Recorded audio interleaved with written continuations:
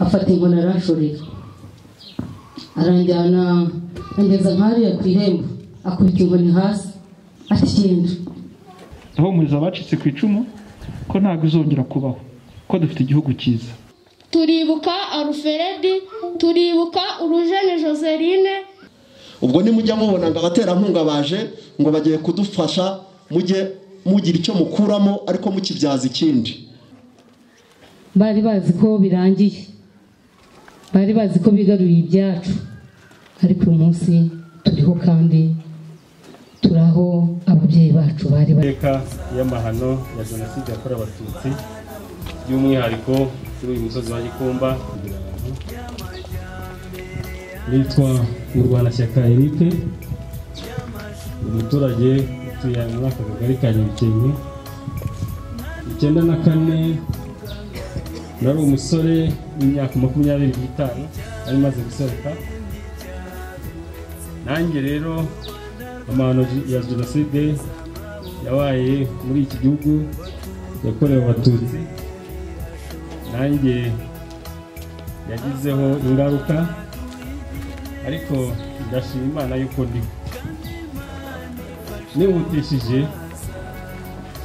mu gihe cy'uriya kwezi kwa 4 mu matariki nkaya yuka itariki 23 nibwo navuye ubuzima igihugu, nibwo ingabo zari za FPR Inkotanyi zandohoye. Numva ko ari igihe kirekire, ukwezi n'igice ari maze mu bwihisho. Akenshi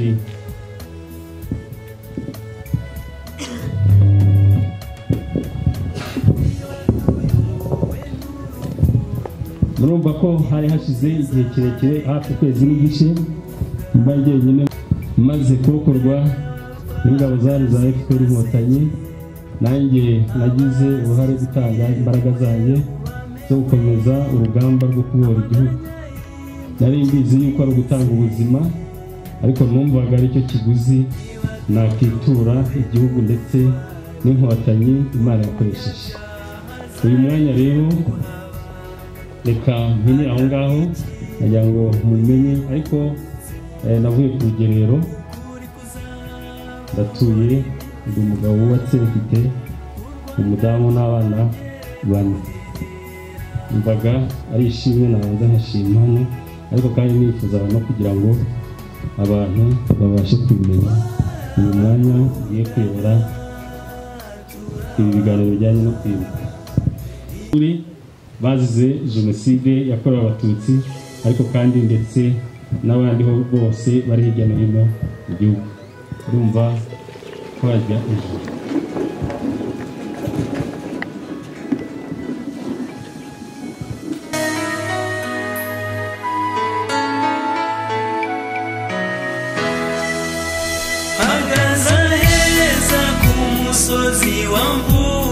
Mana, turagushimira ko waremye umuntu mu ishusho yawe kugira ngo ase nawe.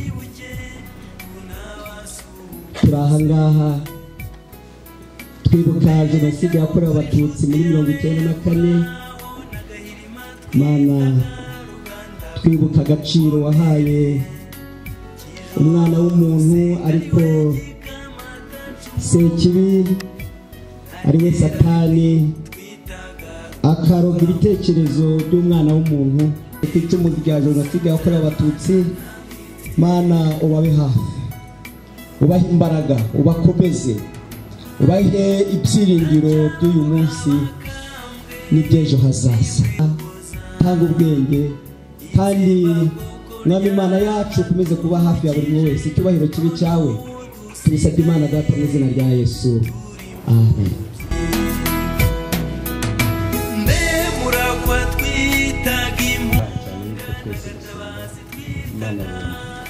Reka rero duhe ikaze umuyobozi w'Akagari ka Nyabikenke wigira imbere, twakire ndetse atwakire n'abatumirwa turi kumwe uyu munsi.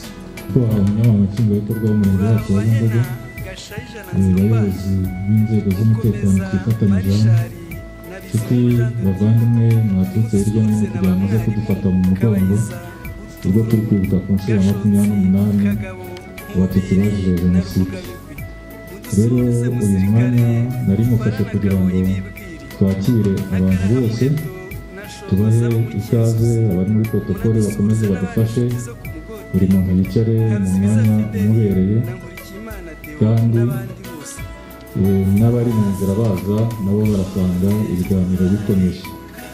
Rero abatutse hirya no hino mudufate mu mugongo, turabakiriye kandi twizeye ko gahunda zose ziri bugende neza. Kugira ngo rero dukomeze bino biganiro tuziranye, hari abashyitsi batandukanye baje kudufata mu mugongo kugira ngo tugaragaze bamwe na bamwe tuze gukomeza ibiganiro tuziranye. Reka mbere na mbere twakire umunyamabanga nshingwabikorwa w'umurenge wacu wa Bumbogo, cyane ko ari na mushyashya yihangana igira hejuru, aramutse abantu bari hano.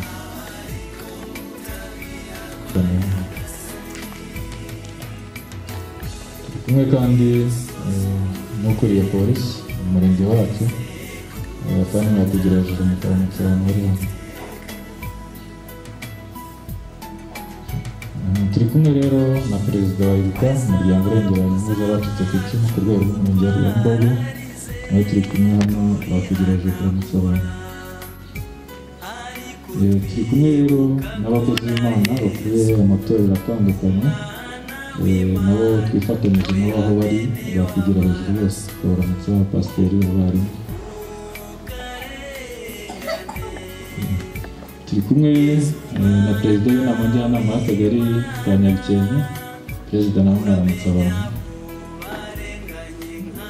Rero turi kumwe n'abantu batandukanye, ntabwo turi bashe kubavuga amazina bose, ariko abaje kugereka muhagarikira aha ngaha ubwo tuhe umuyobozi wa gahunda dukomeze. Murakoze.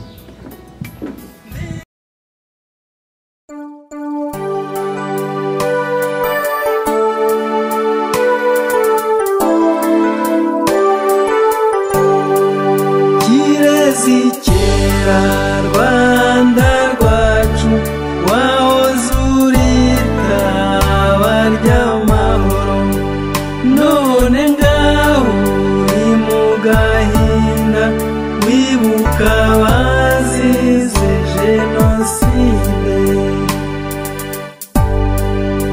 Imyaka n'imyaka n'iyindi, tuzajya twunamira abo wabuze, icyubahiro turakibagomba, n'agaciro k'umuco muntu. Gihugu cyacu ngo byiduhetse, ntukababare ntitukababare na rimwe, Jenoside ntikagaruke.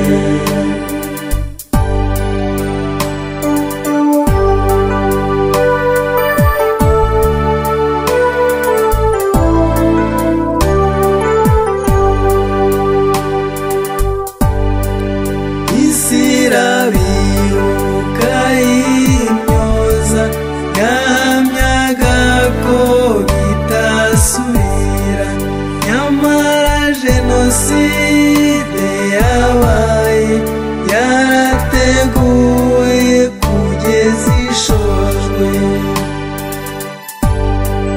Kuva 59 inshuro nyinshi abantu bicwa, imyitozo irareberwa kugeza indunduro 94.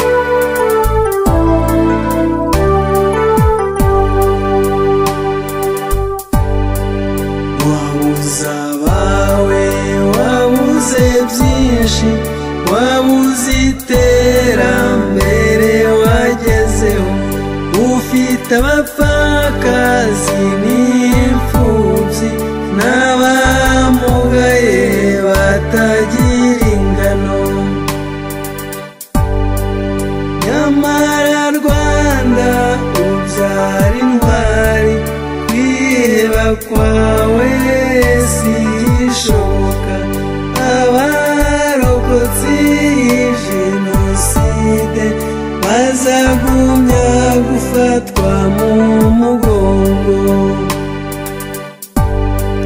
gihugu cyacu ngo byiduhetse ntukababare ntitukababare na rimwe jenoside ntikagaruke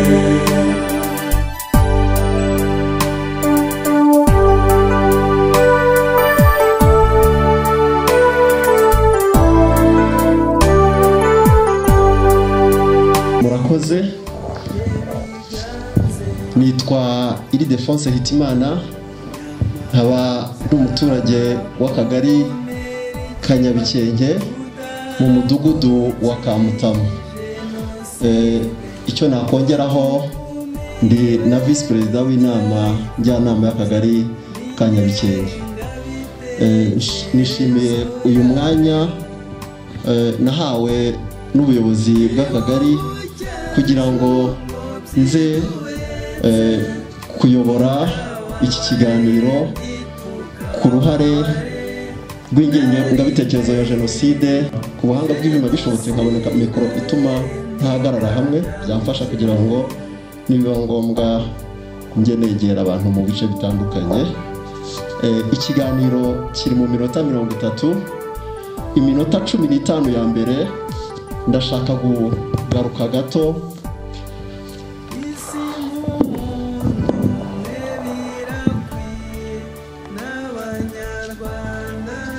ya mbere nk'uko mbivuze. Ndaza kugaruka ku buryo ingengabitekerezo ya jenoside yasenye ubumwe bw'Abanyarwanda. Indi 15 turaza kuza ku bice bibiri, uruhare rwa leta yacu mu kongera kubaka Abanyarwanda, hajyaho gahunda nziza zitumye uyu munsi igihugu kimeze neza.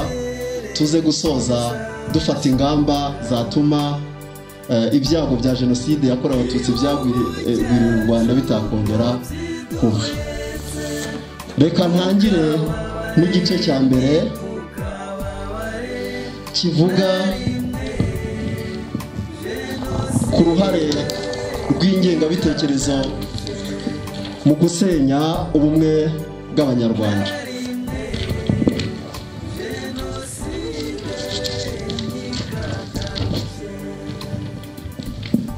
Intangiriro mbere yo kwinjira mu kiganiro nyirizina, ndashaka kubabwira ko mbere y'umwaduko w'abakoloni cyangwa abazungu mu Rwanda, Abanyarwanda bari umwe. Abanyarwanda bari bafite ubumwe, nta kimenyetso na kimwe cyangwa ikibazo na kimwe cyari cyaragaragaye hagati y'Abanyarwanda cyaba gifite ishingiro ku moko cyangwa se ikindi. Byose byatangiye nyuma y'umwaka w'1900 abakoloni cyangwa abazungu batangiye kugera mu Rwanda.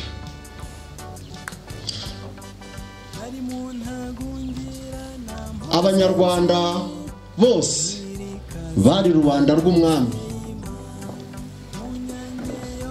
bakibona nk'abantu bamwe. Bari bafite itorero ryigishaga indangagaciro zitandukanye zirimo gukunda igihugu no kukirinda, kandi bakiga kubana muri mu itorero. Kubana rero ni ikintu gikomeye ubumwe bw'Abanyarwanda bwari buzirikiyeho. Byumve, ndashaka kubabwira ku kintu mbere yuko nanone nkomeza ninjira mu kiganiro. Ndashaka kubaganira ku kintu bita imizi cyangwa ibishyitsi by'ubumwe bw'abanyarwanda mbere y'umwaduko w'abazungu cyangwa w'abakoroni. Umuzi wa mbere wari amoko gakondo 18 abanyarwanda bari bahuriyemo. Reka mbanze nyasubiremo.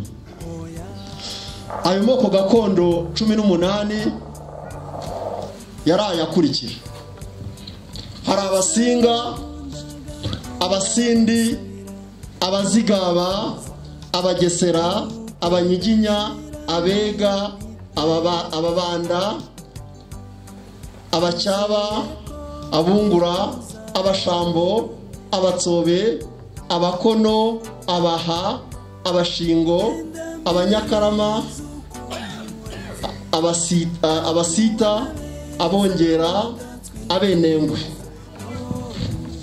Ayo ni amoko gakondo y'abanyarwanda 18.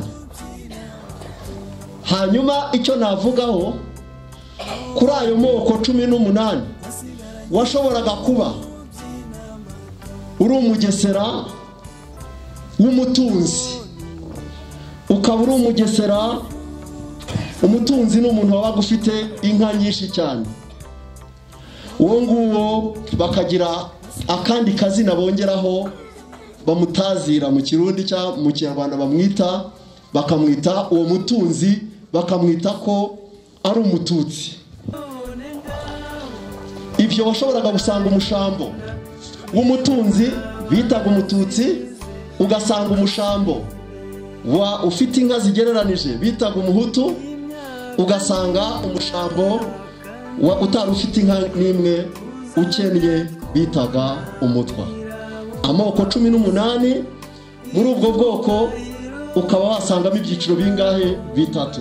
Abatunzi bitaga abatutsi, abafite ubukungu bugereranije ubwo ni inka bitaga abahutu, ariko abo bahutu abo bagereranije inka yashoboraga, kubera ko inka yabaga afite zitabaga zihagije ngo azabone abakozi baza kumukorera, baza bitaga ngo ni uguhakwa, baza kumukezaho ubuhake kugira ngo bajye kumuhingira, we yagombaga no kwihingira. Niba ufite inka nke udafite izo gutanga ngo baguhingire, wagombaga kwihingira. Ubwo bijemo ko abo bari bafite ubukungu bugereranije bitwaga abahutu, babaga boroye ariko bakaba n'abahinzi, kuko nta nka wagombaga gutanga zihagije ngo ugire abaza kuguhakwaho noneho uzabahinga. Abahutu bashoboraga korora ariko bakanahinga, kubera ko ubushobozi bwabo butatumaga bashobora kubona inka batanga ku bandi ngo bagire abaza kubahakwaho, abaza kubakezaho ubuhake niko babyitaga. Naho umutunzi we yari afite inka ye niyo yamuheshaga abamuhingira. Iyo rero wabaga uri umuhutu cyangwa se ushaka inka nyinshi, wari we wese icyiciro wabaga urimo udafite inka nyinshi, wajyaga gukeza ubuhake ku mutunzi ariwo bitaga umututsi. Uwo mutunzi akaguha igihe runaka ukoze akazakugabira.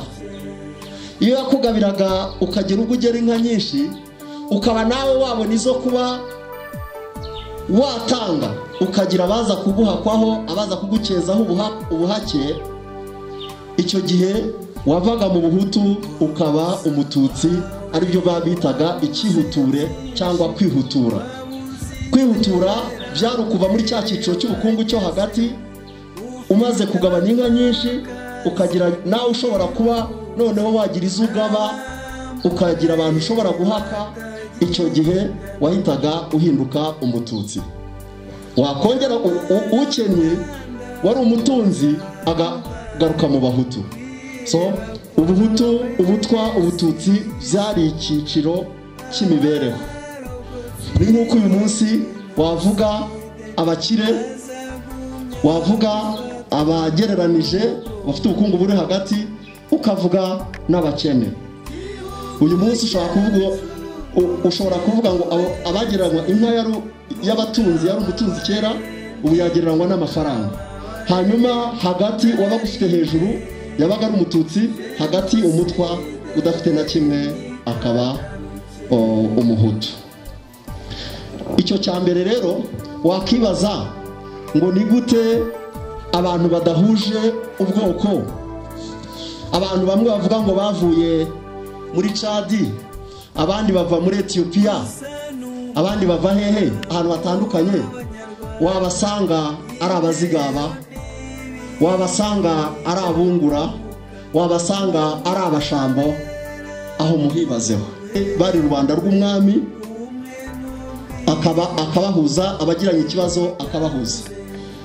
Umwami we nta bwoko yagiraga, yavaga mu batunzi aribo bitaga Abatutsi, agahita atakaza ubwoko, atakaza cyangwa ibyiciro by'ubukire, ubukene. Niyo waba uri umutunzi, ibyo kuba umutunzi byararangiraga ugahinduka umwami. Umwami nta gice yabagamo, ntabwo yabarizwaga mu cy'abatunzi cyangwa abaciriritse cyangwa bari hagati y'abagaruwa bose, yitwaga gusa umwami.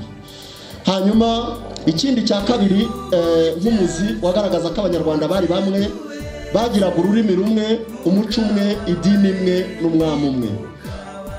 Ahandi mu moko abagiye mu bihugu bitandukanye, buri bwoko bugira ururimi rwabo, ariko aha mu Rwanda abantu bose bavugaga Ikinyarwanda.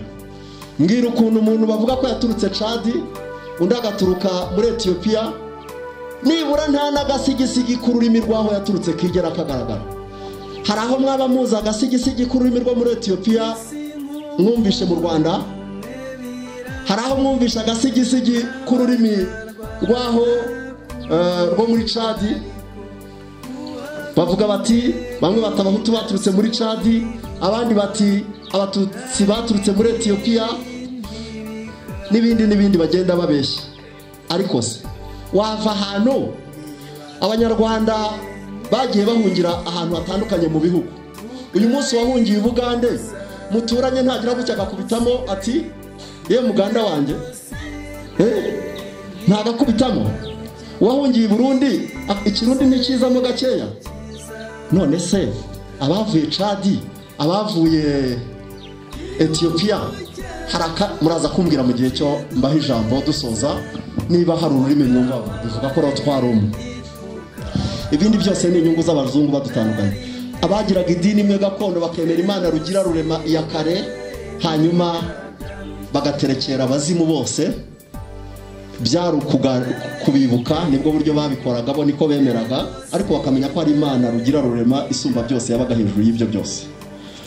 Hanyuma umwami akaba ari uwa bose, bakagira umwami umwe yahuzaga abashoboraga kuba bagiranye amakimbirane cyangwa uwashatse kurenganya undi mu bantu bose. Bagiraga imiyoborere imwe, babaga batuye hamwe. Hari wigeze wumva agace k'Abatutsi akabahuta akabatwa? Mbwira ukuntu ahandi mu bindi bihugu iyo amoko atandukanye buri bwoko buba butuye ahabwo. Icyo ni cyerekana ko twari umwe, ibindi byose zari inyungu z'abazungu. Nababaza ngo hari ugishidikanya ko abanyarwanda twari umwe? Muraza kunsubiza mu gice cya nyuma. Niba uvuze ko twari dutandukanye, uraza kumbwira ukuntu umushambo w'umuhutu, umushambo w'umutwa n'umushambo w'umututsi urabisobanurira, tujya inama. Ni na byiza ko wahabwa ijambo ugatanga uko ubyumva. Kuganira niko gutuma abantu twumva ibintu kimwe. Reka rero nigire ku kimbabaje, aricyo ngira ngo mbasangize. Ni uburyo umukoroni yaduciyemo ibice, kandi natwe ntiturebe, tukabimira buhumyi, bikatugeza kuri jenoside yakorewe Abatutsi mu 1994. 1955 mu Budage ahitwa Berlin, abanyaburayi, ibihugu by'Iburayi biraterana bikora inama, bitarika Afurika ko mbona yera, Afurika kirimo amabuye y'agaciro. Afurika niho turi, u Rwanda, Uganda, ibihugu hose turi. Ko mbona hera, harimo na Kongo n'ahandi. Ko mbona yera, Afurika ko mbona ifite amabuye y'agaciro. twabigenza dute kugira ngo tuyibyaze umusaruro aya mabuye y'agaciro. Dufite inganda zikeneye amabuye y'agaciro, dufite inganda, dukeneye ibyo kurya. Iwabo bagira urubura, hari igihe kimwe kigera urubura rukuzura ubutaka ku buryo utanakubitamo isuka ngo uhinjagire ikera. Batari ko tuhinze muri Afurika tukabahingisha ibihingwa bitandukanye za kawa n'ikindi byose, twajya dupakira amato tukazana i Burayi tukabahingisha iyo myumbati, tukabahingisha ibyo byose bakarya, ariko natwe tukabibona. Amabuye y'agaciro tukayacukura tukagira. Barahura mu 1885 bagabana Afurika. Mu gihe cy'igabanwa rya Afurika rero u Rwanda rwahawe Abadage, abandi bafata ibindi bihugu. Hanyuma bamaze imyaka 9 gusa bataraza. Bavuga ko kubera imisozi hari abazungu bazaga bakajya za Tanzania bakajya ahandi hose hatandukanye, bakaza babona ibisozi by'u Rwanda bakibaza kubyurira, yakurira kimwe yakurira bibiri akumva arananiwe akisubirira inyuma. U Rwanda rwahawe Abadage ariko bamara imyaka 9 batagize bute, batararuzamo. Muri iyo myaka 9 igihugu cy'Ububirigi bwegeraga Abadage, karagaho ku Rwanda mwaka twihereye ko tubona karimo ibintu byiza ariko mwebwe mutagashaka mwaka twihereye. Abadage, chancelier w'Ubudage ati muwe muretse. Abongereza nabo bakabisaba ati muwe muretse. Hashize imyaka 9 chancelier w'Ubudage bwari umuyobozi w'Ubudage aravuga ati ariko ntibishoboka ko bizandangirana Ababirigi bantwaye u Rwanda cyangwa se n'Abongereza. Agira gutya yohereza umugabo w'umusirikare witwaga von Gotzen, hari mu 1894, ubwo ni nyuma y'imyaka 9 u Rwanda ruhawe Abadage. Amuhinga mu 620 araza yambukiranya u Rwanda, asaba umwami baraganira ati nari ndimo kwitemberera ndeba u Rwanda ariko ndi umugenzi wigendera, nta kindi yavuze. Hanyuma nyuma y'umwaka umwe umwami yahasanze yari Kigeli wa 4 Rwabugiri.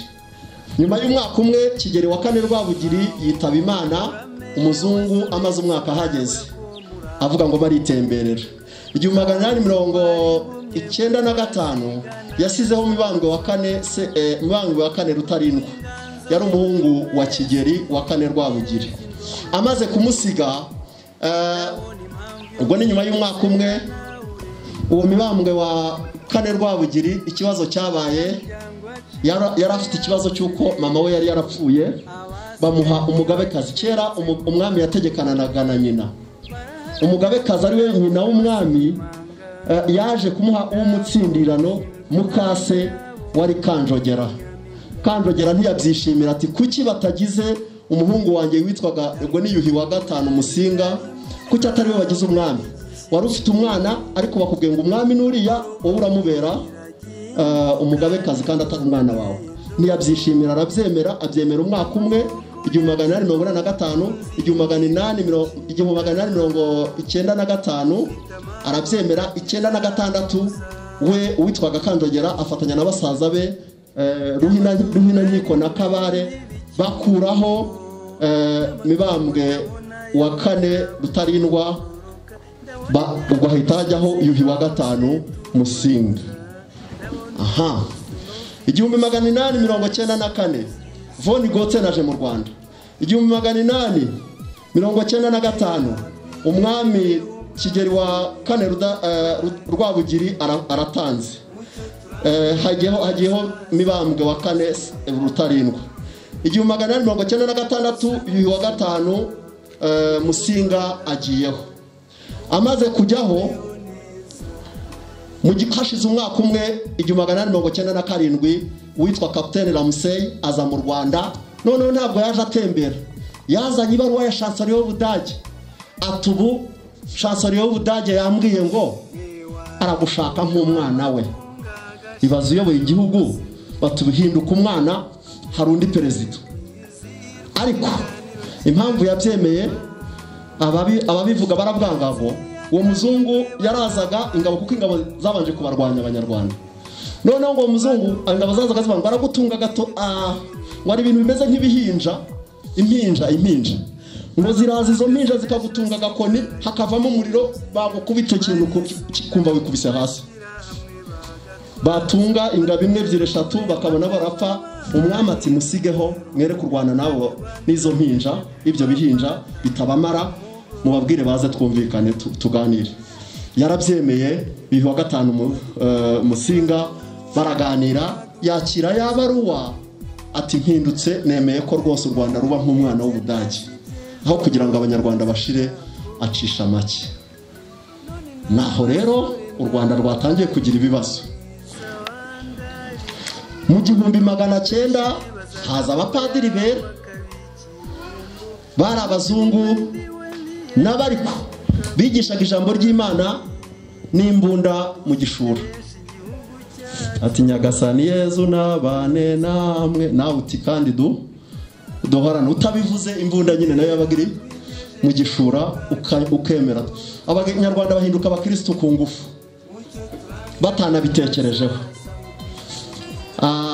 njya mvuga ko dushobora kuba n'impamvu jenoside yakorewe Abatutsi yashobotse birashoboka ko abanyarwanda twabaye abakristo tutabitekerejeho twamize iby'abazungu gusa ni ukuvuga yarakubwiraga ati Nyagasani Yezu nabane namwe nawe kandi utinya yambunda ukabyakira umuntu yazavuga ngo ica mugenzi wawe ugahita wica kubera ko ntabwo wahindutse ahubwo hari ibigomba gukora ariyo mpamvu abanyamatorero uyu mu Rwanda rushya mufite akazi n'abakristo bamaze guhinduka ko guhindura abanyarwanda tukaba abantu bazima hanyuma akandi mu 1900 kabaye ngira ngo mbibutse akandi mu 1900 ngira ngo kabaye mbibutse ni akantu gakomeye bashinze amashuri bashinga amashuri ariko nko kuri iki kigo cya Karama bagashyiraho ibyumba bibiri mukaza mwese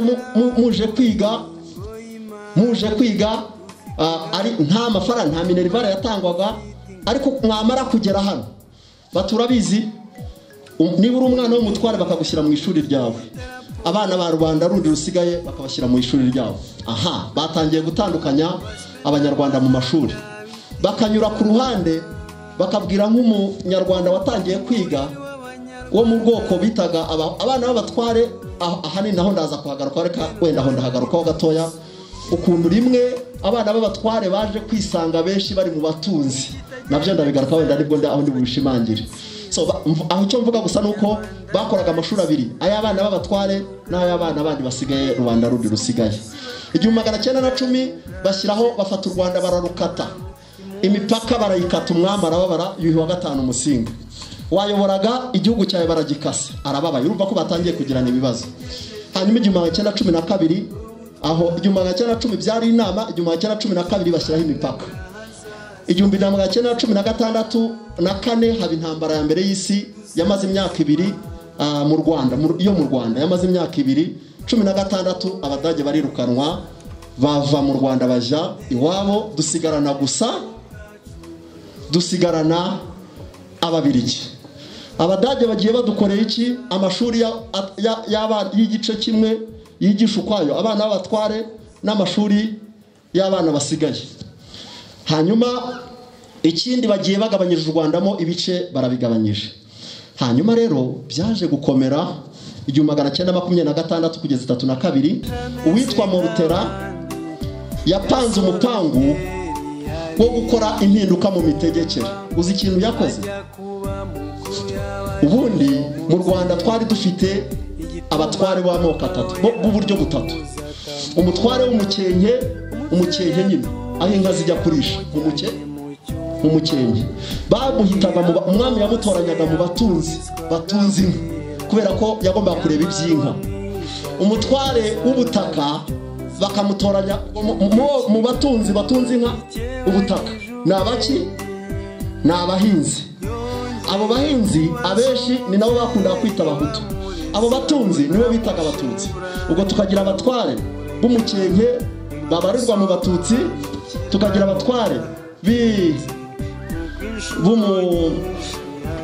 b'ubutaka babarirwa mu bahutu tukaza kugira n'umutware w'ingabo uw'ingabo we amukura hati ababirigi turabarinze uw'ubutaka nawe amukuraho asigaza umutware w'iki w'umukenge.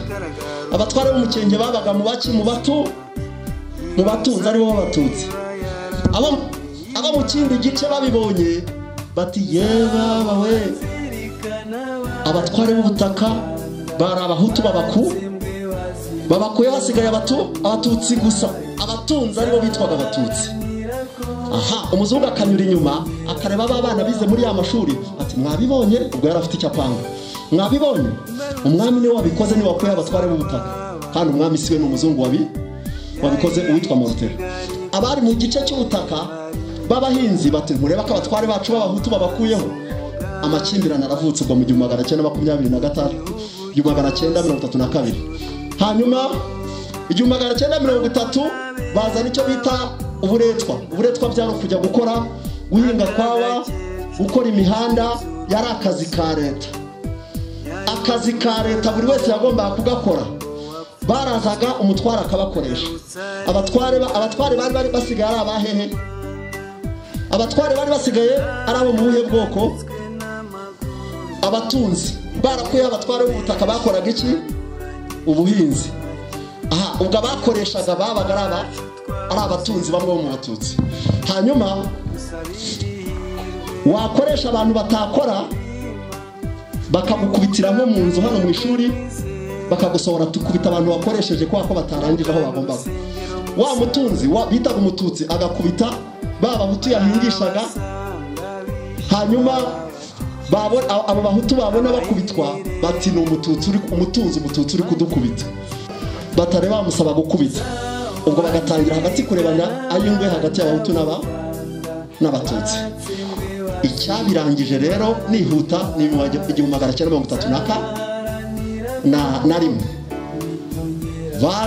bakoze ibintu bibiri. Basabye umwami ngazana abaturage babapima amazuru. Ndakomeza mvuge abo muri protokole buri zone baze kunshyiriramo utuntuza nka 5 gusa kuri gace. Ndakomeza mvuge, murabona aho umugabo bari kumupima izuru buri gace 5 muraza kubireba. Ubwo gikomeza nganira nta kibazo, muraza kureba bapima umuturage amazuru w'umunyarwanda. Umwami ati ibyo gupima amazuru wapi? Barongera bungamo bati ubwo bashaka kugushingira ku moko, bati ufite izuru rireshya gutya ni umututsi, ufite 5 muri buri zone, ufite irireshya gutya ni umuhutu, ufite irirerire bamugize umututsi, iri gufi moyenne bamugira umuhutu, none iri gufi cyane bamugira, kandi rinini bamugira umutwa. Aha, sibwo badushyize mu moko atatu, yandi ari cyiciro cy'ubukungu. Ni nk'uwazi uyu munsi akavuga ngo abakire abageranije n'abakene, byani bitara amoko bigahinduka iki? Amoko.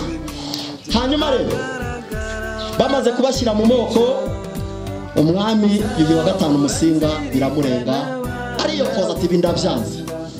Uzi icyo bamukoreye? 1933 bamaze nk'imyaka 2 babikora babyigaho, bahita bamushyira mu ki? Bahita bamushyira mu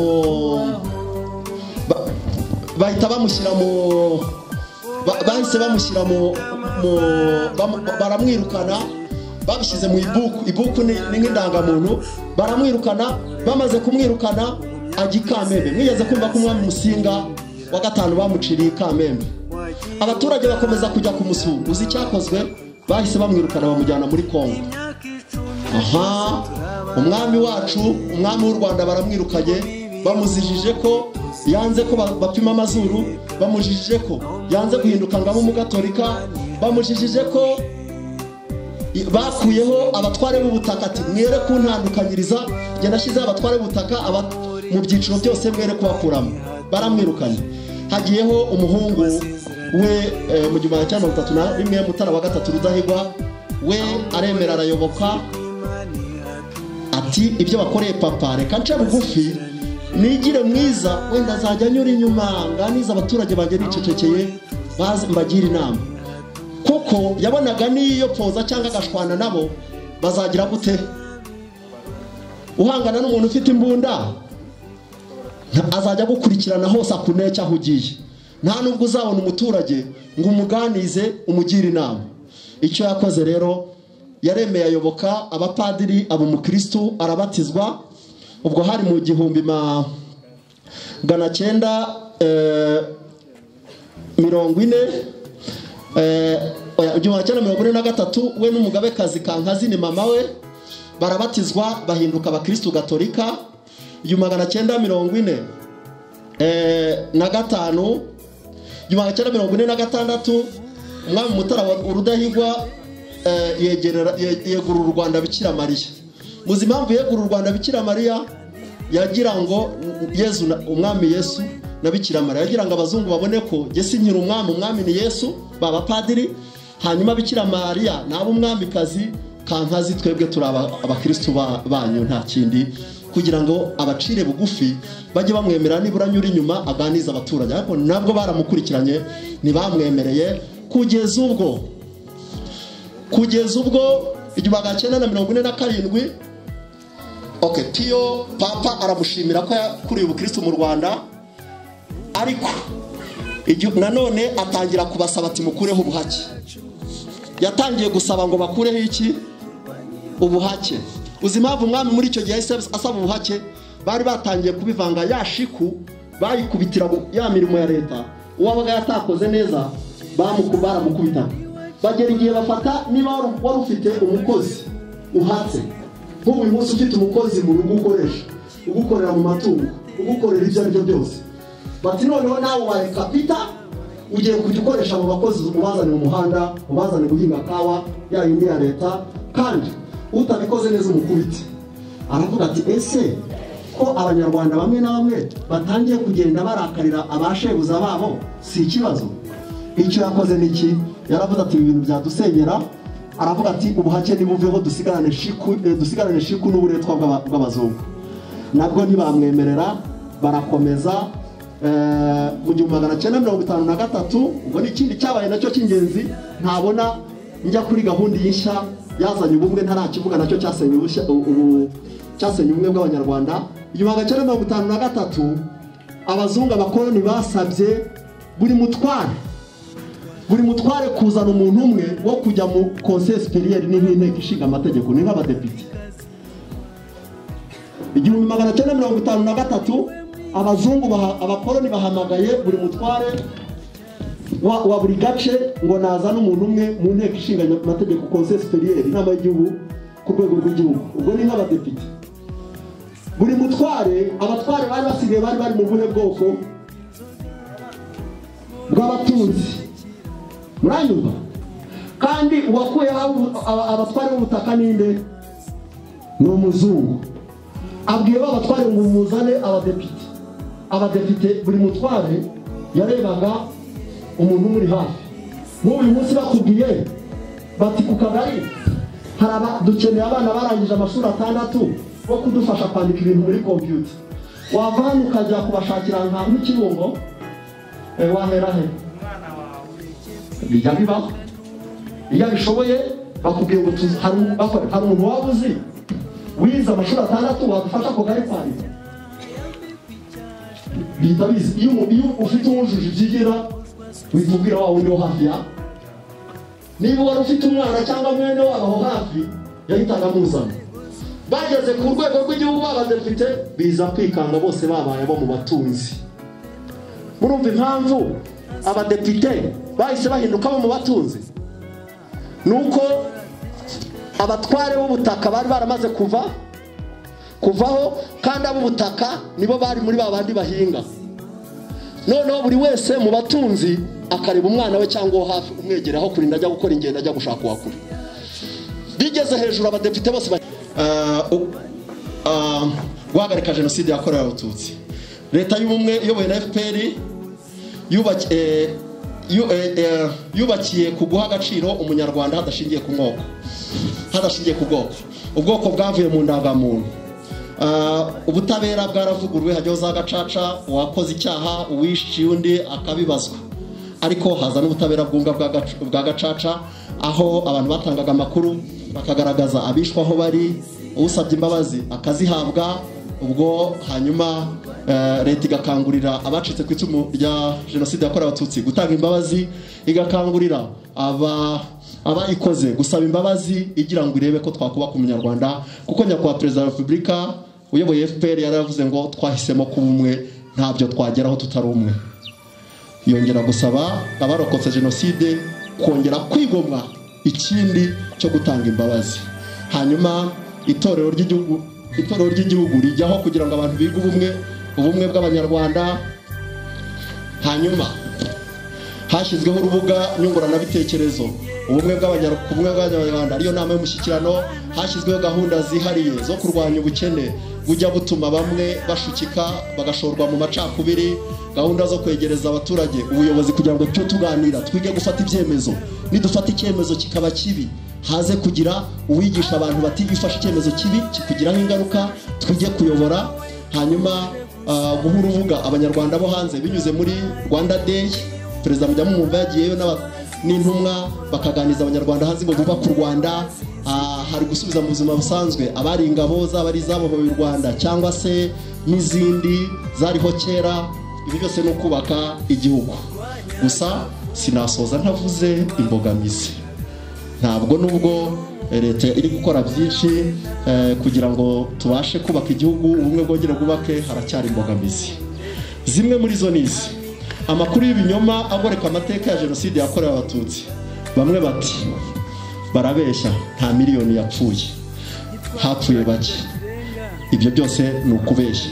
Ariko se niyo yaba umwe yari gupfira iki?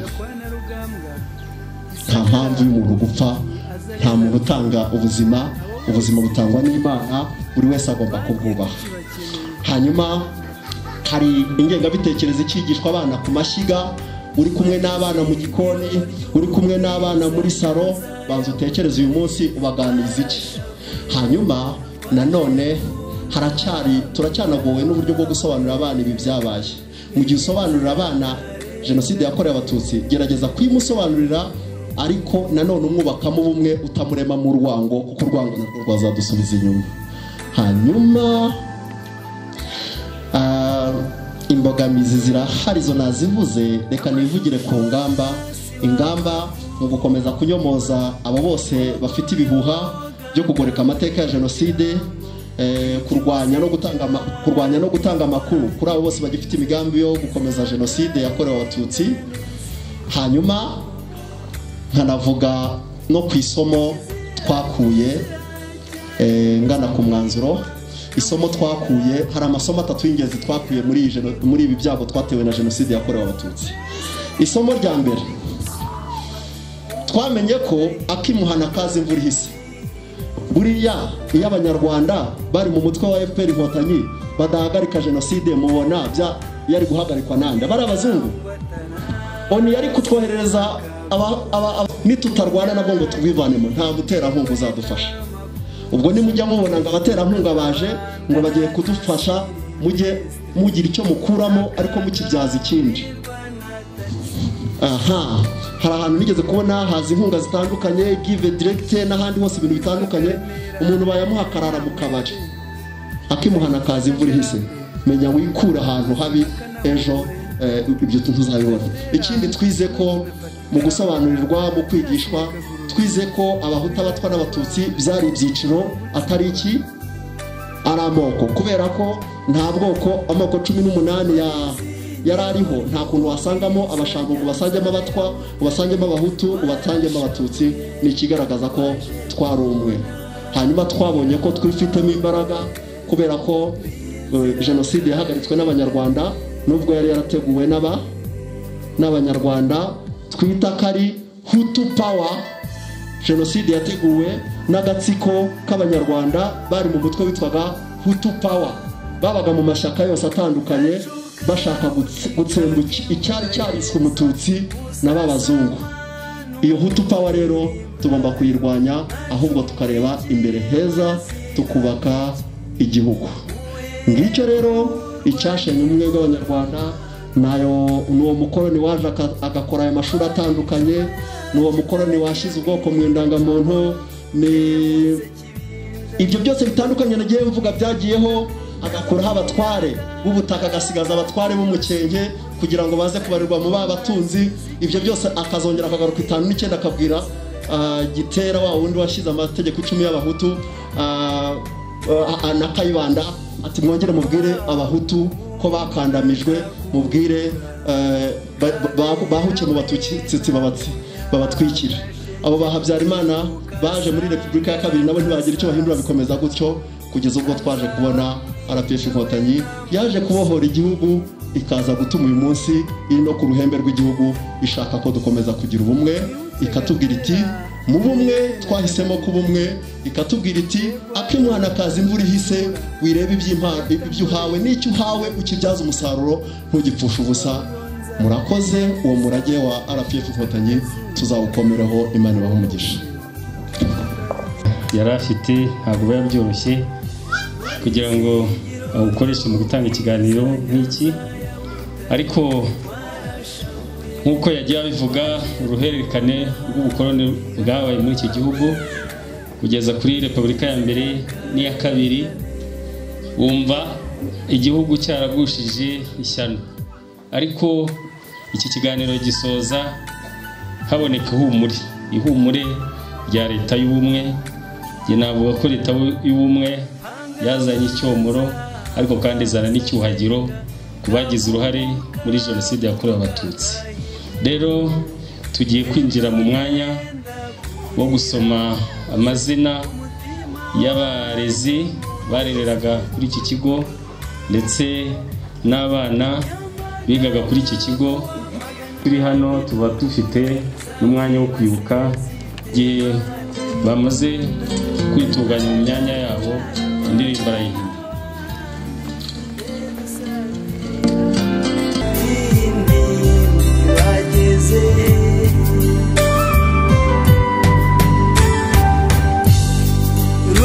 Rutayisirewe nangamije mujejende namube Side bigaga muri Ecole Primaire Karama.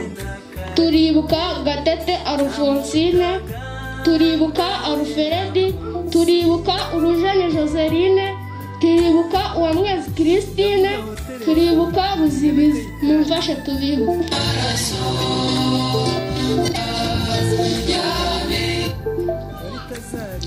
Turibuka Murego, turibuka Mutaganira Albert, turibuka Tuyizere, turibuka Gahongayire Charlotte, turibuka Mushumba. Mumfashe tubibuke.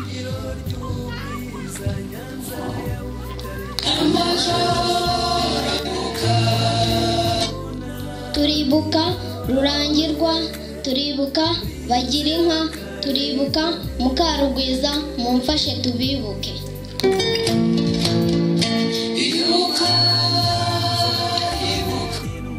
Turibuka Tuyizere, turibuka Turahirwa Francine, turibuka Nibagire, turibuka Karangwa, turibuka Kagoyire. Mumfashe tubibuke.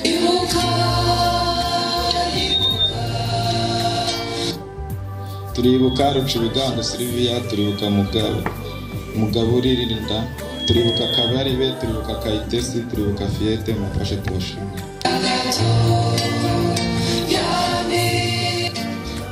Turibuka Kibebe, turibuka Rwamfizi, turibuka Nyirarukundo, turibuka Muteteri, turibuka Mugiraneza, turibuka Mageza. Mumfashe tubibuke.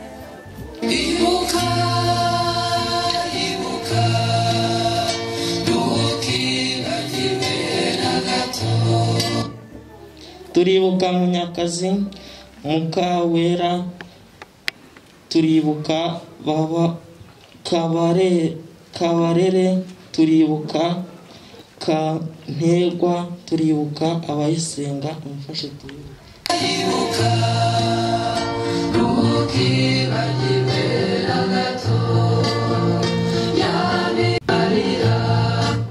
Turibuka Sanzumuhire, turibuka Mumararungu, turibuka Kabwigiri, turibuka Makoga, turibuka Nitanga Jean Pierre. Mumfashe tubibuke.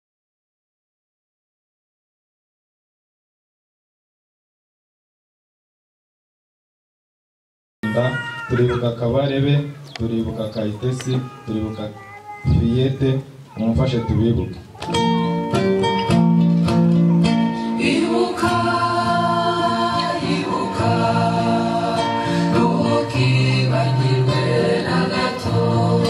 Urutonde rw'abarimu banze jenoside bigishaga ku kigo cy'amashuri abanza cya Kwibuka. Turibuka Ruhingura Innocent, turibuka Kayihura Os, turibuka Musa Charles, turibuka Mukabiderime Beatrice, turibuka Mbunja, turibuka Mukarugwiza Juliet. Mumfashe tubibuke. Ibuka, ibuka, ntukibagirwe na gato. Turibuka Zaninka Julienne, turibuka Nibizi Mupfasoni, turibuka Rutayisire Pascal, turibuka Karanganwa Atanazi, turibuka Karinganire Emmanuel n'umuryango we. Mumfashe tubibuke. Bikurusha ngaya amahiringi y'imihoro, tubura amahoro tubura gihoza, umuntu akibaza ibyabaye nta gisubizo azabibonera. Jya wibuka. Basomwaga hafi ya bose kugira ngo uko turi hano twigishijwe n'abariya barezi ndetse n'ababishe babareraga abana, ariko ntabwo babagiriye. Biragoye rero kubyakira, ariko dukomere. Reka rero nsabe umubyeyi Kayini Justine yigira imbere nawe atugezeho ubuhamya, cyane ko yakuriye kuri uyu musozi ndetse Imana igira neza iramusigaza. Uyu munsi turamufite. Kuri uyu musozi nawukuriyeho,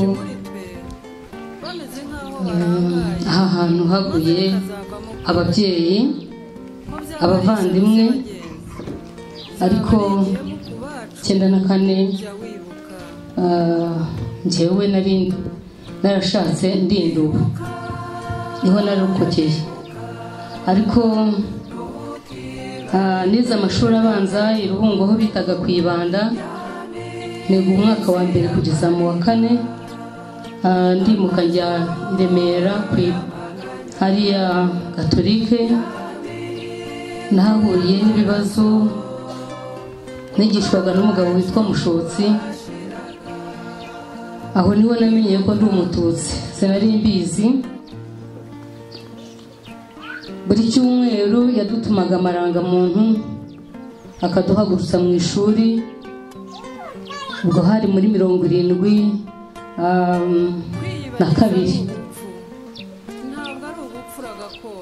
Agera aho avuga ngo nkeneye kumenya, utazanye n'irangamuntu nkeneye kumenya n'ababyeyi baritaba. Ubwo rero nageze mu wa 6, amashuri yagombaga kurangirira aho ngaho, abagombaga kuharenga. Inzira y'umusaraba nayitangiye cyane ku itariki 9, nibwo nahagurutse mu rugo rwanjye, ngenda n'umutware, ndamubaza nti se turagana he? Arambwira ati tugende. Tuva aho bita mu Kagari ka Butare tugana aho bita Ishango. Twavuye mu rugo aho bita Ikiyoro bikomeye, batangiye gutwika. Nibwo yasohotse agaruka ambwira ati tugende. Nanjye nkamubaza nti se tujye hehe? Arambwira ati tugende gusa. Ubwo rero nta kintu umuntu yabashije gufata, twahise tugenda turara ahantu Ishango ku muntu twasenganaga. Buracya ku itariki 10 haba inama i Butare. Araza aratubwira nijoro ati mufate utwangushye mwigendere, tuvuye mu nama kandi banzuye ko bazasangana inzoka agomba kubica, nawe barangiza bakamwica. None mwigendere, ntabwo nazabasha kubabangurira umuhoro, nimwigendere. mbwira umugabo ndamubaza nse turajya hehe, ajya imbere ndamukurikira turagenda. Ndabyibuka hari ku wa mbere nijoro, ariko ubwo yaratubwiye ati batubwiye ko dutangiye dukererewe, twebwe tugiye gutangira akazi dukererewe, ni ugushyiraho akete, ariko abagore n'abakobwa mube muboroheje, ariko igitsina hungu n'uri mu mugongo ntimumusige, twebwe dutangiye akazi dukererewe. Ubwo rero twaraye mu rusengero ku wa mbere, ku wa kabiri mu gitondo ku 12, amaso yanjye yabonye byinshi uwo munsi. Twari kumwe na murumuna we na mukuru we, abandi bari baragiye igishaka. Twavuye mu rugo tugishango, abandi bagiye igishaka. Abagiye igishaka bamwe baguye igishaka, abandi bagwa i Nyabikenke, abandi bagwa mu Buzuzu. Abo twari kumwe rero baguye aho ngaho ishango, ariko mu minota mike cyane abo bari babashije gushyikira bari bamaze kubica. Nasohotse mu rusengero aho narindi, baraje babankura iruhande, barambaza ngo uhetse iki, mpetse umukobwa. Bashaka kumukura mu mugongo ngo barebe, ariko ntibamunkuramo.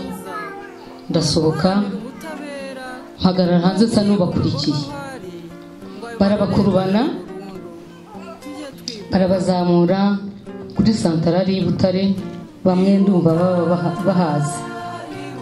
Ariko ngiye kubakurikira umuntu aramfata ati wowe urajya he, abo bajyanye ko bajyanye, wowe urajya he? Ndagaruka mpagarara mu muhanda, guhagarara birananira, gusubira aho narindi mu rusengero biranga, ngo mpagaze mu muhanda abagore benshi baza kunshengerera, ariko nibuka ko hari umwana twasenganaga utuye hafi y'urusengero.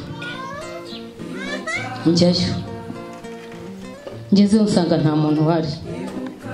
Mu kandi kanya ntaragerayo, nanyuze ku mirambo y'abagabo babiri babaga inda imwe, imihogo yabo igihirika batarahwana, bari ku murongo gutya ku muhanda.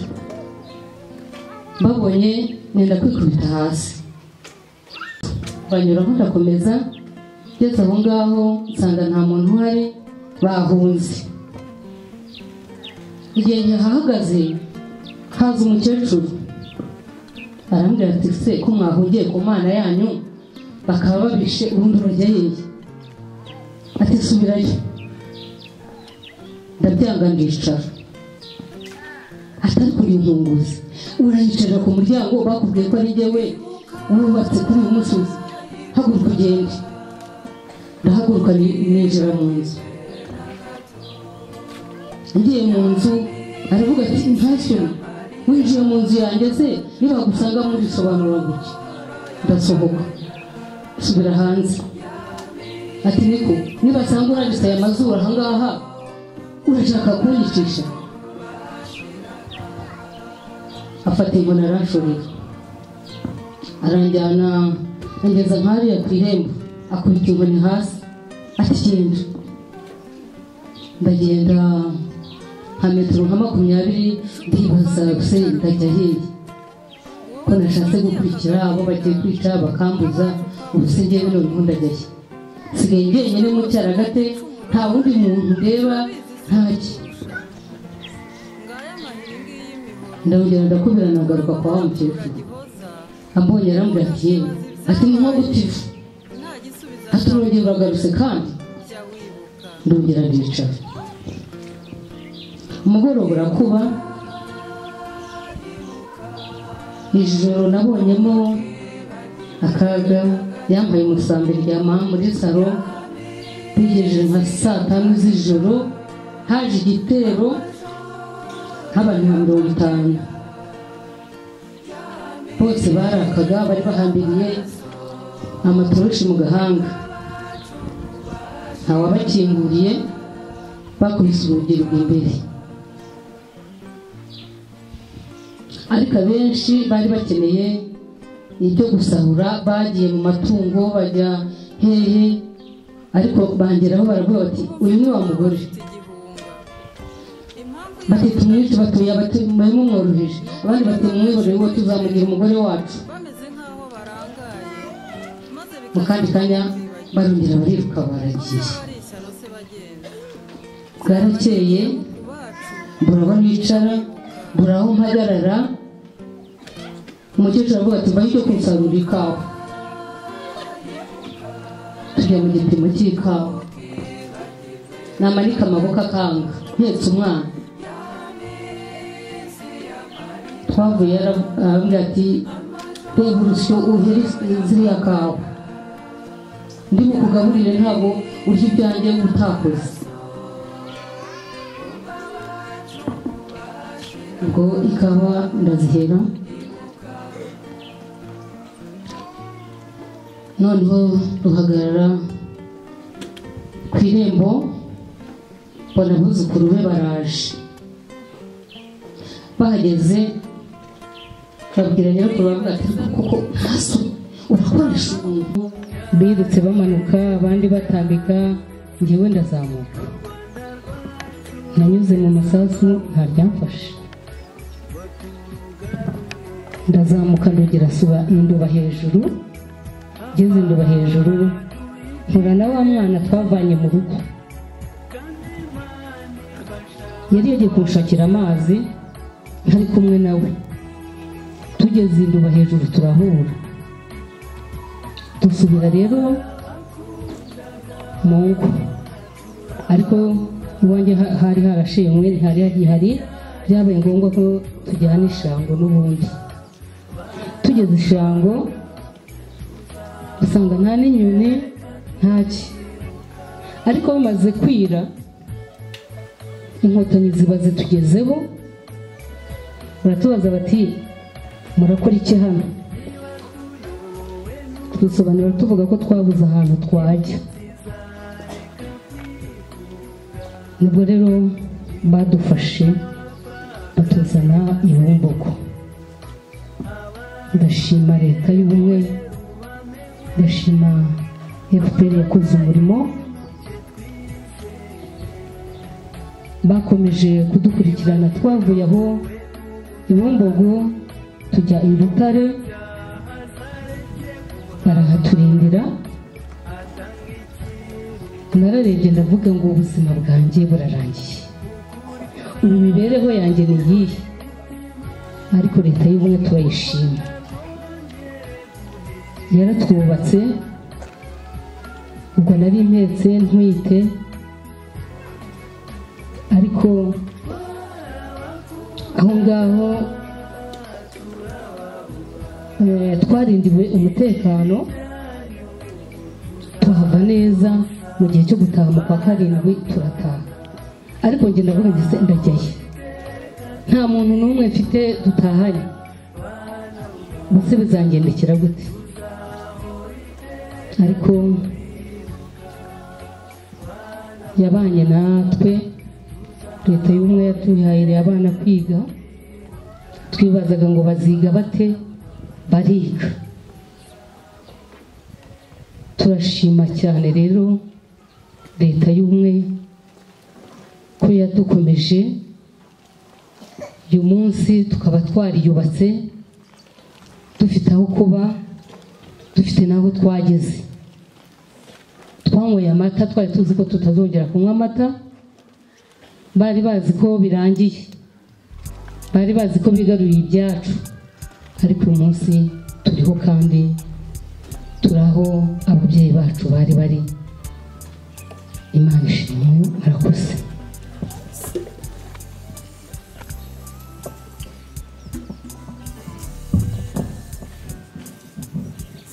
Arakoze.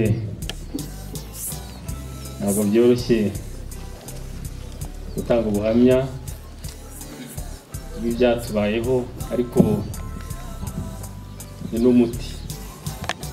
Umuti barokotse Jenoside yakorewe Abatutsi, kandi biduha n'imbaraga.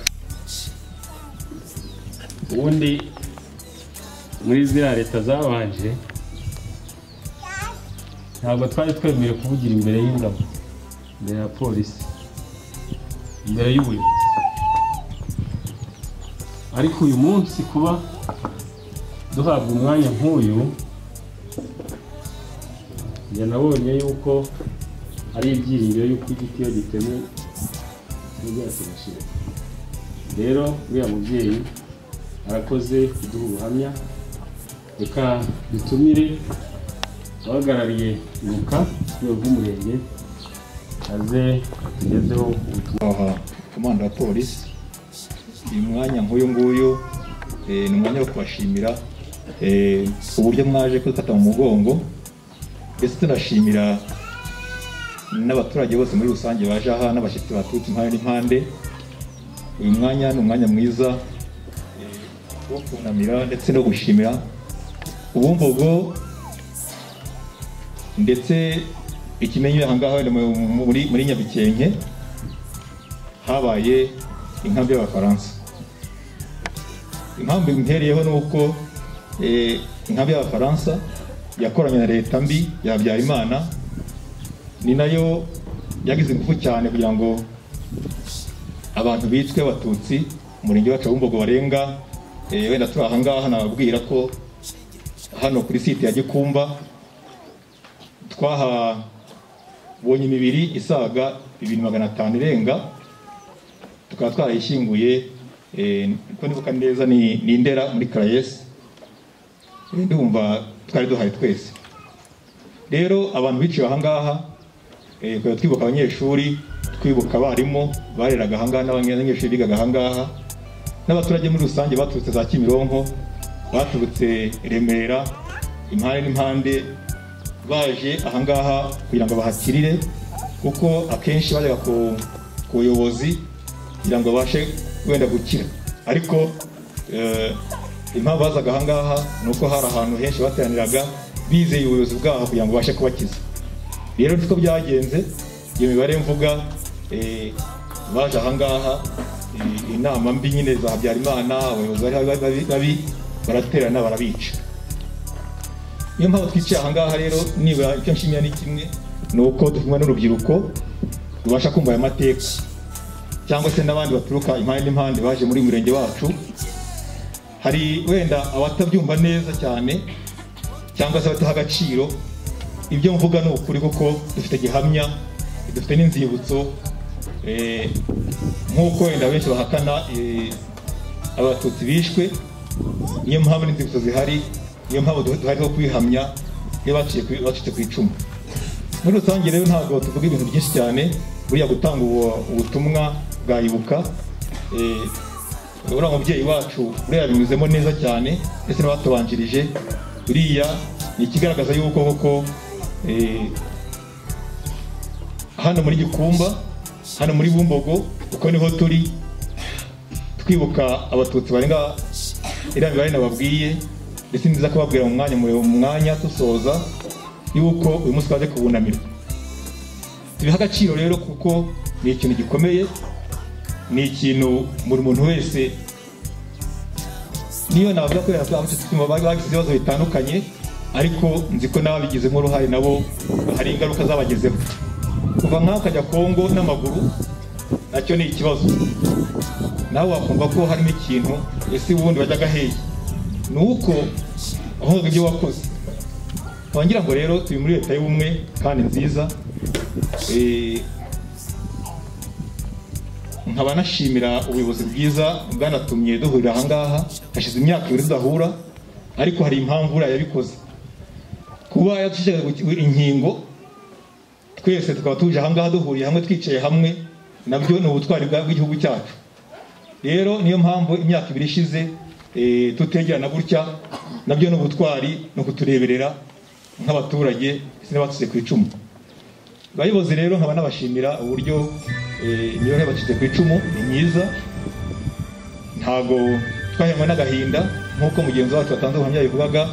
Murabona ari umubyeyi ukuze, murese inzira yanyuzemo z'umusaraba, ariko abasha kwiyubaka. Ntago rero dusabiriza rwose dushimiye leta y'ubumwe yaduhaye amazu, duha amashuri uko yazayivuga, abana bacu bariga yazayivuga ahangaha. Tukaba tunashima n'uburyo ndetse tubanye neza n'abadukoreye n'abatwiciye abantu, nacyo ni cyiza. Hari gahunda nyinshi tuba turimo mu gihugu, icyo nshimira leta y'ubumwe, hari za mvura nkuvure, hari neva egene n'ibindi byose biduhuza kugira ngo tubashe kubaka igihugu cyacu, byose nabishimira leta y'igihugu. Simvuga byinshi cyane rero, ni ukubashimira uburyo ingabo za RPF zaboheye igihugu, zaturokoye tukabasha guhagarara nk'aha ngaha tuvuga ijambo nk'iri ngiri. Rero nk'uko nahoze mvuga ko hano hiciwe abantu 2500 barenga, kuko benshi ntabwo twari twabonye, abenshi bacyari mu Gandi hariya hirya, wenda hamaze kubona hirya kuri Monima hepfo hariya ibyo by'amashuri twabakuyemo Ingarandi, twabonye ibibare rero 500 birenga. Rero dufite gahunda yacu y'umurenge wacu wa Bumbogo, nayo mpamvu nahoze mbabwira ko amateka y'Abafaransa n'interahamwe n'ubuyobozi bwari bunahari, habaye amarorwa menshi, hishwe Abatutsi benshi. Ikimenyewe wenda nuko inaha ngaha muri Gasabo naho tuzi ko ariho wenda Habyarimana mbega apfa tariki 7 nabwo amezi yose yashize intambara ndani jenoside iri mu gihugu handi n'ahangaha muri Gasabo.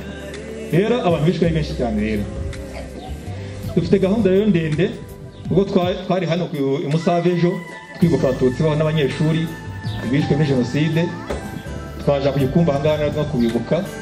Rero tuzajya Gishaka rero nababwira ko hari na gahunda nyinshi twashyinguye mbere, ariko amasanduku yarangiritse ku buryo ubu turimo kuyahindura, dushimana leta y'ubumwe yaduhaye amasanduku mashyashya tukabasha guhinduramo ayashaje, dushyiramo imibiri iri hariya mu Gishaka. Igishaka hakaba hashyinguye imibiri 5875. urumva ko tumaze iminsi 3 turimo gushyira imibiri mu masanduku mashyashya. Ni igikorwa kirangira wenda uyu munsi, ariko nahoze mbana na Yesu w'umurenge ko nibura byazakomeza tukahakora neza, ku buryo haba urwibutso rw'intangarugero, waza ukabonera imyenda y'umuntu wishwe muri jenoside ukamenya runaka ari ahangaha. Ibyo byose turimo kubikora. Nituva Gishaka rero ejo tuzajya mu Buzuzu rwego rw'umurenge kuri 12 dusoza kwibuka umurenge wacu wa Bumbogo no dusoreza, kuko wenda hariho abaza bambaza kuri 12 ubundi ni umurenge twihaye ko ariko twasoza, kubera ko hari abantu bavuka inahangaha umurenge wacu wa Bumbogo bajya politike bajya kunamira hariya Kicukiro. Niyo mpamvu twashyize kuri 12. Abenshi bazabimba kuki mwabihinduye kugira ngo babwize uko ko hari abanyapolitike bahangaha umurenge wacu wa Bumbogo bari mu nzego nkuru za leta, nabo bifuje ko baza kuri 12 kunamira Abatutsi bishwe hariya muri Bumbogo. Rero ntabwo mvuga menshi cyane, no kubashimira uyu munsi, kandi ntuhagarariye abashyize ku icumu babwira ko dukomeye kandi mukomeze mukomere. Dufite ingabo, dufite ubuyobozi bwiza, utari amateka bahoze batubwira kare areba buri muturage wese. Rero nkaba nashimira na bagenzi bacu baje gufata mu mugongo uyu munsi, kuko uyu munsi muzi ko uyu muntu yagize ibyago atabarwa, tukaba twabashimira. Murakoze rero. Uyu munsi nasabaga Yesu w'umurenge ni mushyashya, ajya mu amateka y'inaha ngaha, ariko nawe Yesu mushyashya mu buyobozi proactif, nagira ngo muzi imbere icyo mbwiye abaturage ku munsi nk'uyu nguyu. Murakoze.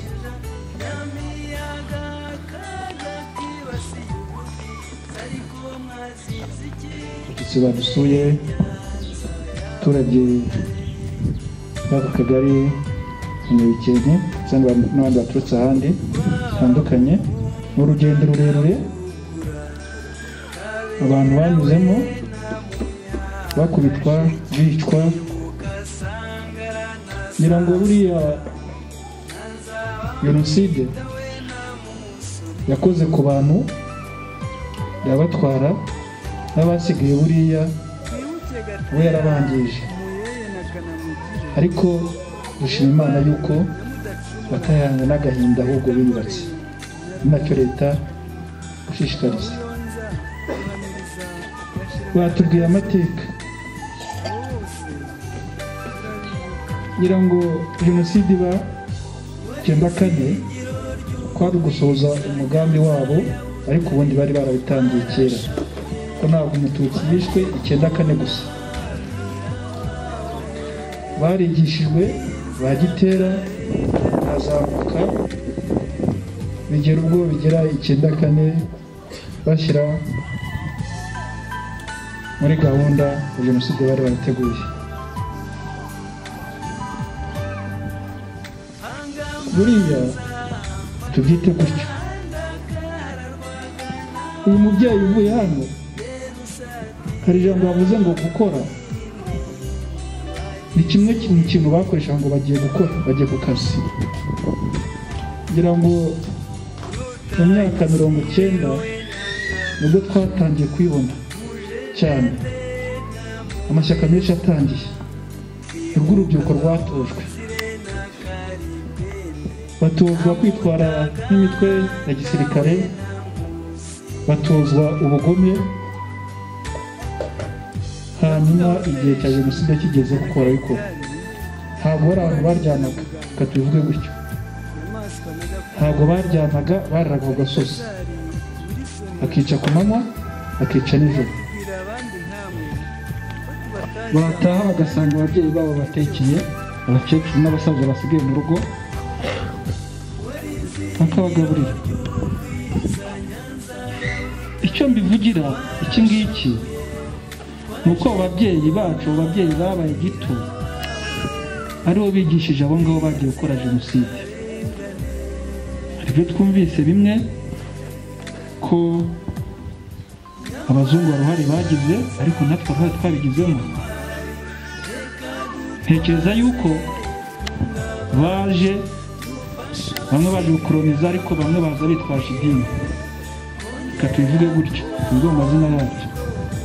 Ku cyumweru bajyaga gusenga, ku wa gatandatu bajyaga gusenga, ndetse mu gihe cya jenoside nabwo barasengaga kandi bakajya kwica.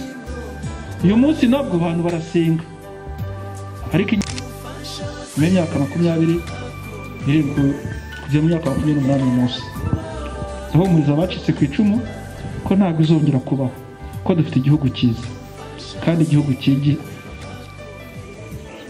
gifata abanyarwanda kimwe. Ntabwo uyu munsi wa none ukigenda ubazwa indangamuntu nguri iki. Indangamuntu ntabwo kuba murabizi. Gahunda za leta yo zije zigira kuri umunyarwanda, akazihabwa kubera akazigize gute, azikwiriye, ibikorwa byose bibageraho.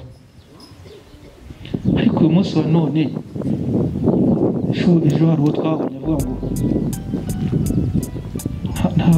ntabwo ku myaka 28 jenoside ibaye, ubundi hari ibintu tutakabaye tugira gute tugitekereza.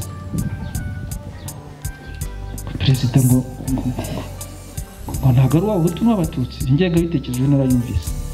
Ukibaza, yatanze inka ararobanura, y'abana bagiye kwiga bose ntabona amahirwe. Ubu aya mashuri yubatswe ahangaha si abanyarwanda bose ahangaha. Reka tubasabe babyeyi mufite abana, nishimye kubera ko nabonye abana ahangaha bariya nibo bazubaka iki gihugu n'abazadusimbura mu byo dukora byose. Mugende mutange inyigisho nziza,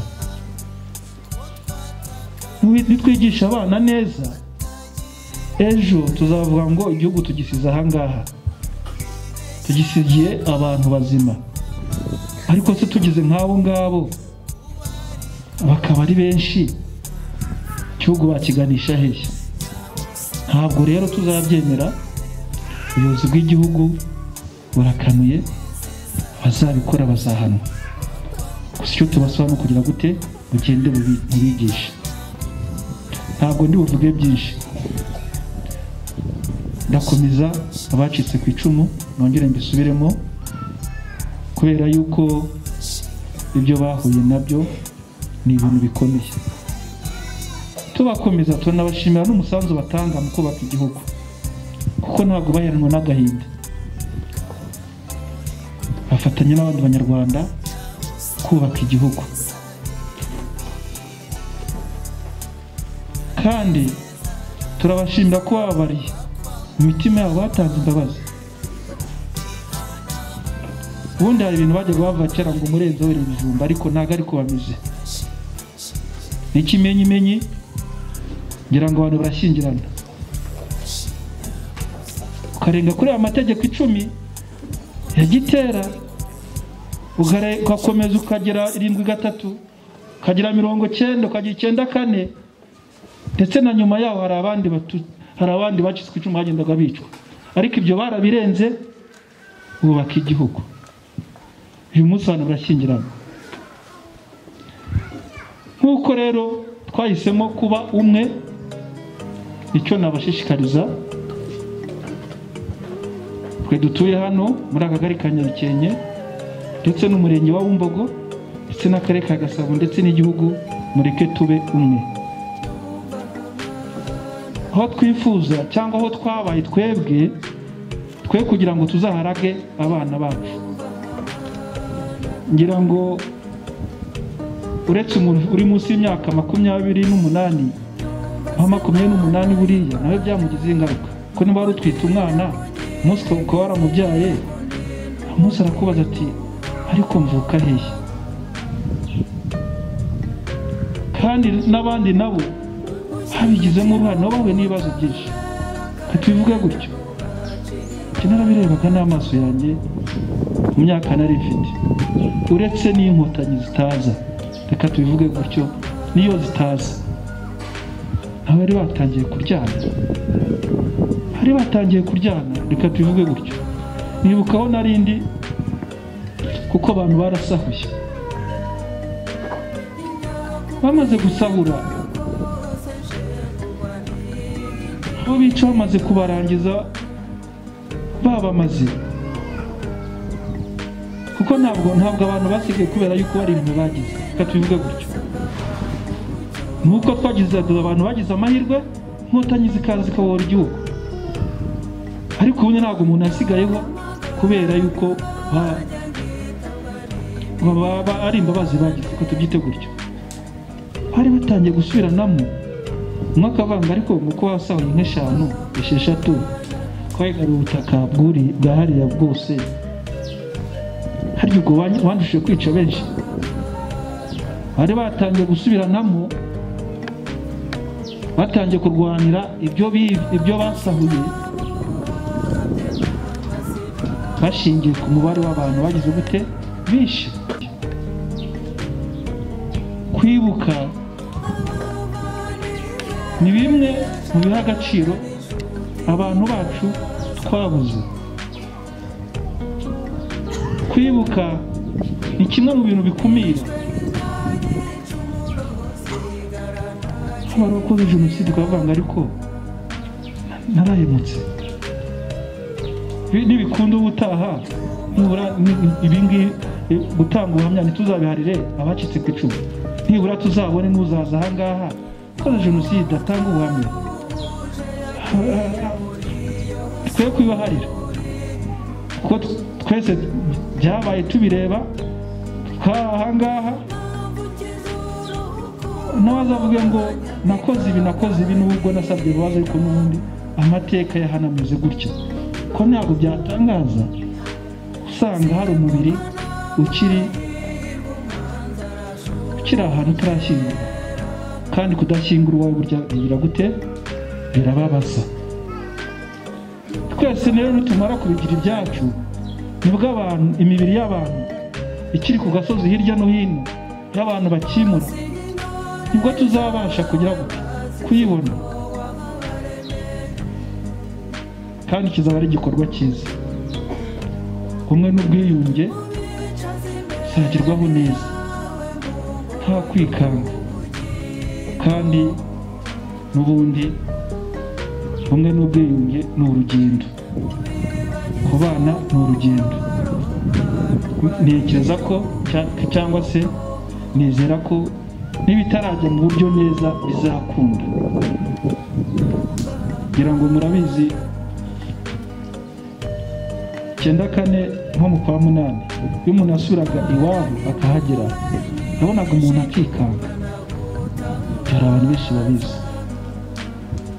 hanyuma uko iminsi yagiye itambuka abantu bafashe n'intambwe basubira hahandi ku matongo y'iwabo bagira n'ibikorwa bahakora kubera ko icyizere cyari gitangiye kuza. uko imyaka yagiye ishira rero bamwe bemera ibyaha bakabihanirwa bagasaba imbabazi, ubuzima bwagiye buza. hafashe umwanya munini rero numva agashaka kuvuga ibintu bitatu. twegere abantu bacitse ku icumu kuko byanze bikunze harimo n'abafite ibibazo, tubafashe, sibyo? tubegere tubafashe kuko uyu munsi umuntu wapfakaye afite imyaka 30 akagira amahirwe yo kubaho nta mwana yasigaranye. uyu munsi ageze mu myaka 58.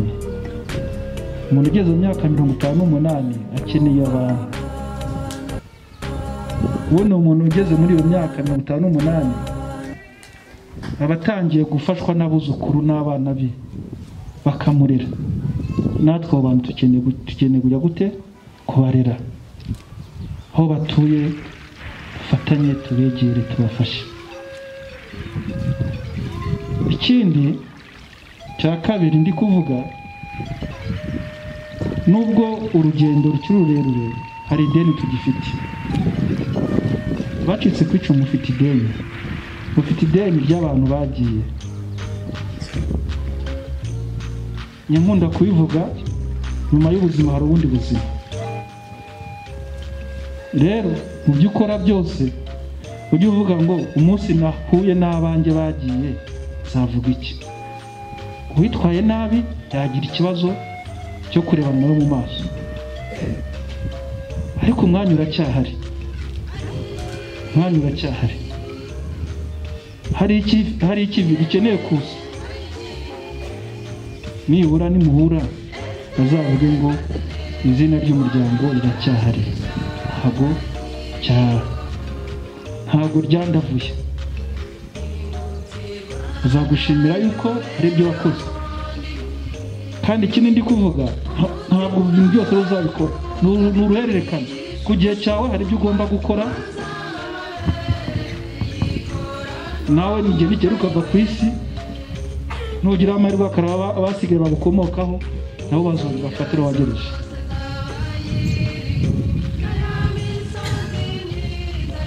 icya nyuma ni ugusaba abantu bagize uruhare muri jenoside.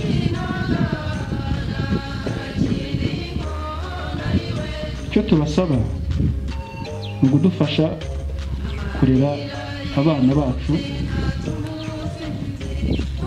tubatoza indangagaciro za kirazira. umwana mugana ubwire ngo kirazira kugira ingengabitekerezo, sibyo? kandi n'abataragizemo uruhare twigisha abana bacu ibintu bizima, ko nta handi babivoma.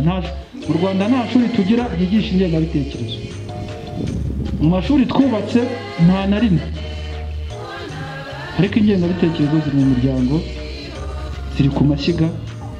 mudufatanire dukumire ibyo byose. nitumara kubikumira rero tuzatera imbere, abantu babana amahoro, babane neza. si ukuvuga ko mutubanye amahoro, ariko nibura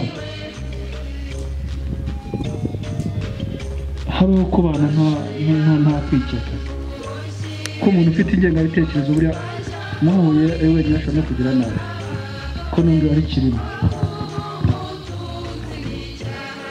soza rero turashimira ingabo zari za FPR Inkotanyi kubw'igikuzi cy'amaraso yabo batanze. babohora igihugu ndetse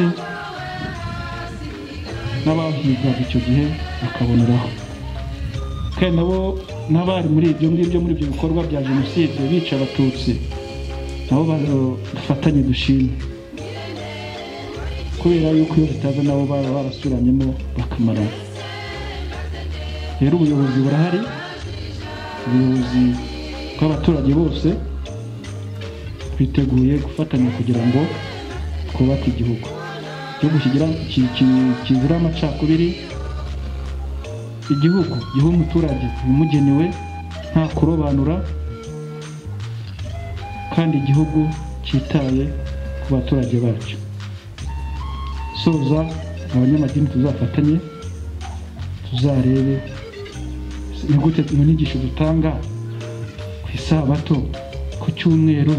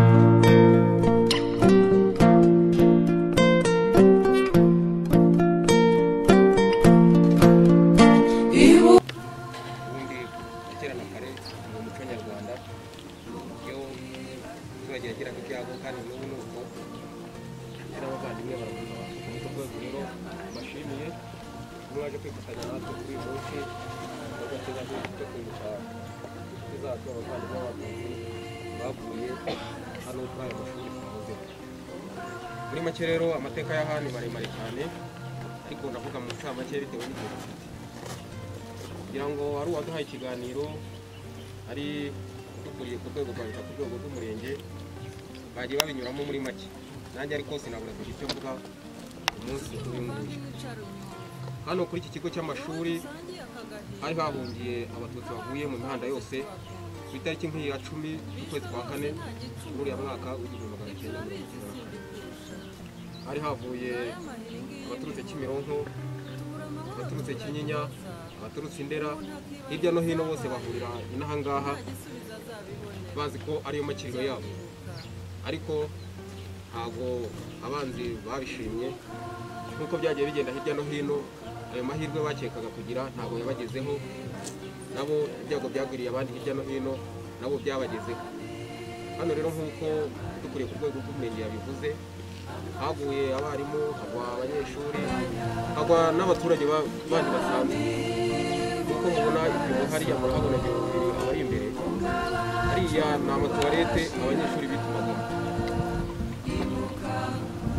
Icyo gihe rero niho babatsindagiye baruhamo, nyuma yaho nibwo twabashyinguye mu cyubahiro tubakuramo, imibiri yabo tuyishyingura rwa Karayesi Ndera aho baruhukiye. Ariko turavuga ngo ubwayo mahano yabereye hano ntabwo twabyihorera gusa, duhitamo kwashyira iki kimenyetso kugira ngo itariki nk'iyi tujye tuza kuhabibukira nk'uko n'ahandi hirya no hino mu gihugu cyacu bigenda. Nk'uko rwego rero twateraniye aha ngaha kugira ngo tuze kubunamira kandi tubasubize icyubahiro cyabo. Ndumva muri make ari ibyo ngibyo ntabwo. Ibuka, ibuka, ntukibagirwe na gato ya minsi y'amarira, amajoro y'amaganya, ya mivu y'amaraso, umva abacu bashiraga. Ibuka,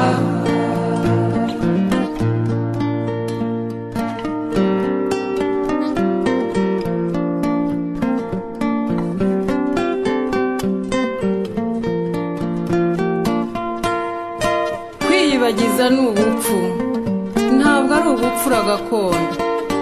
Ibyacu ni ibindi bishyashya, ntabwo namenya aho bituruka. Turibeshya tukihenda, maze tugahunga ukuri tukuzi. Siyasa twayisize ku mipaka, maze dutahana andi matwara.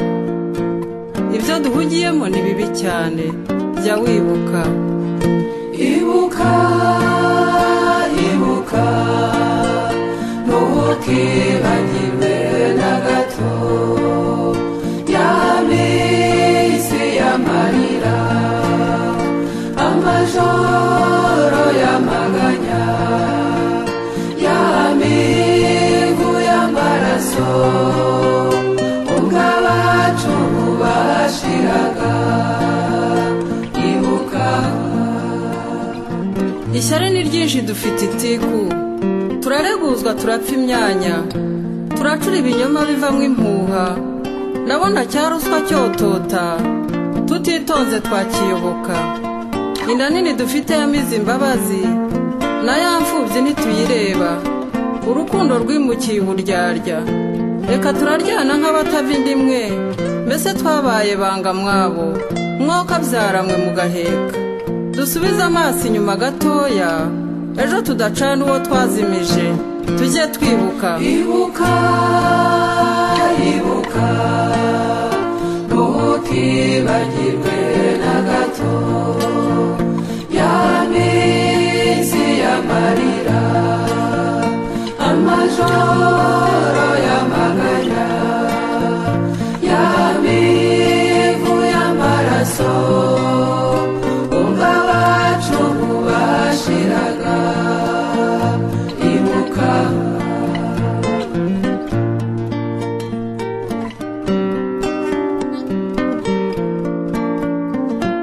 ngo ubuzima ni ukuri burakomeza. Sinkubwiye ngo ujye mu buriri wiyorose uzahorote, iyo si yo nama nakugira.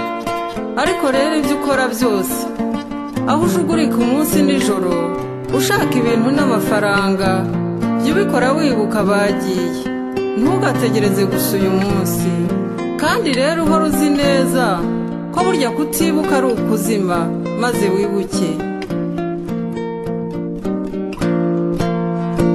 ibuka, ibuka, ntukibagirwe na gato ya minsi y'amarira, amajoro y'amaganya, ya mivu y'amaraso, ubwo abacu bashiraga. Ibuka,